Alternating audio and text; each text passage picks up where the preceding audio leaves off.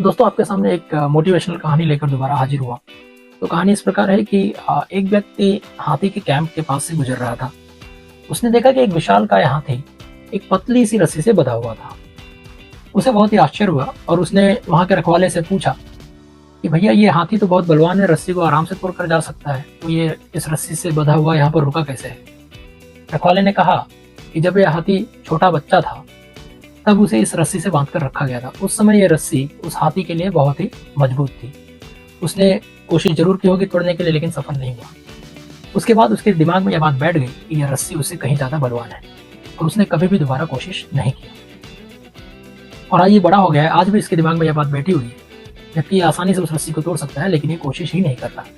दोस्तों, कोई भी मुसीबत इतनी बड़ी नहीं होती कि हमें कोशिश नहीं करना चाहिए। हमेशा हर समस्या का समाधान जो है ढूंढने पर, कोशिश करने पर जरूर मिल जाता है।